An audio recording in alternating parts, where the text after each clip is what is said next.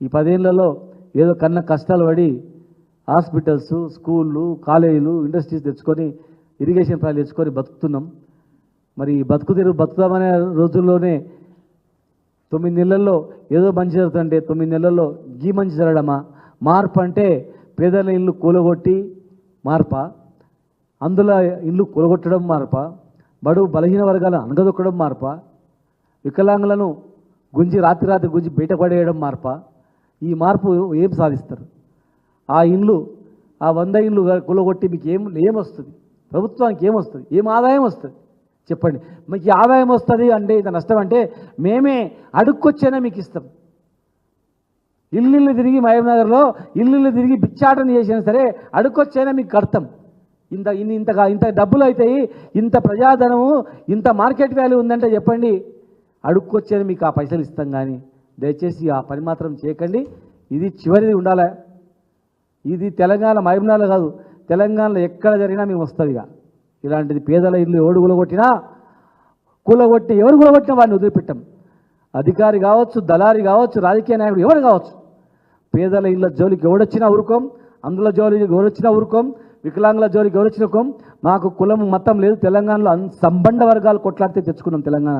నేను తెచ్చుకున్న తెలంగాణలో ఏ ఒక్క పేదోడు చనిపోదు, ఏ ఒక్క పేదోడు కన్నీట్లా కార్చొద్దని తెచ్చుకున్నాం.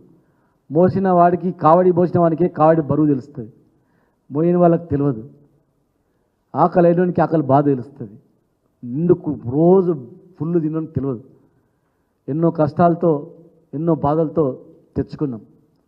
కనుక దయచేసి దీన్ని ఒక మానవీయ కోణంలో ఆలోచన చేసి పక్కా మోడల్ కాలనీగా ఒక కాలనీ గులగొట్టిన తర్వాత బ్రహ్మాండంగా మోడల్ కాలనీ కట్టించిండ్రు. వీళ్ళందరి పోరాటం వల్ల ఒక మోడల్ కాలనీ వచ్చింది అన్న స్థాయిలో చేయాలని చెప్పి మీడియా మిత్రులకు హృదయపూర్వకంగా రిక్వెస్ట్ చేస్తూ, దయచేసి దాన్ని అన్ని ఛానల్ కూడా సందర్శించి దీన్ని ఒక విప్లవం మాదిరిగా దేశవ్యాప్తంగా అందరికీ అన్ని ప్రభుత్వాలు, ఏ ప్రభుత్వం కూడా, ఏ రాష్ట్రాలు కూడా, ఏ ప్రభుత్వం కూడా వాళ్ళకు అన్ని సౌకర్యాలు కలిగించాలి. ముందే అన్ని ఎక్కడ అందులో ఉంటారో పేదవాళ్ళు ఫస్ట్ ప్రిఫరెన్స్, ఈ దేశంలో ఫస్ట్ ప్రిఫరెన్స్ అందులకు వికలాంగులకు ఇండ్లు కట్టించి అవన్నీ జీరో అయిపోయిన తర్వాత నెక్స్ట్, లేదంటే వాళ్ళకు 50% కోటా పెట్టి 50% కోటాలో పూర్తి కళ్ళు కనపడకుండా, తిండి లేకుండా రోడ్ల మీద తిరిగేవాళ్ళు, పేదవాళ్ళు, ఏ చిన్న అంగుళం భూమి లేనటువంటి వాళ్ళకు ముందు ఇండ్లు కట్టించి వాళ్ళకు పునరావాసం ఏర్పాటు చేయాలని, 50% ఇండ్లు మొత్తం అందులోకి వికలాంగులకు ఇవ్వాలని, మిగతా 50% అన్ని కులాలు ఉన్నటువంటి పేదలకు ఇచ్చేటట్లు చట్టం తీసుకురాని మిమ్మల్ని హర్షిస్తారు. మంచి పనులు చేస్తే ప్రభుత్వం కడుపులో పెట్టుకుంటారు, దుర్మార్గాలు చేస్తే ఖచ్చితంగా దుర్మార్గానికి సమయం వచ్చినప్పుడు ఖచ్చితంగా అంతం చేస్తారని చెప్పి మీ అందరి ద్వారా మరొకసారి రిక్వెస్ట్ చేస్తూ థ్యాంక్ యూ.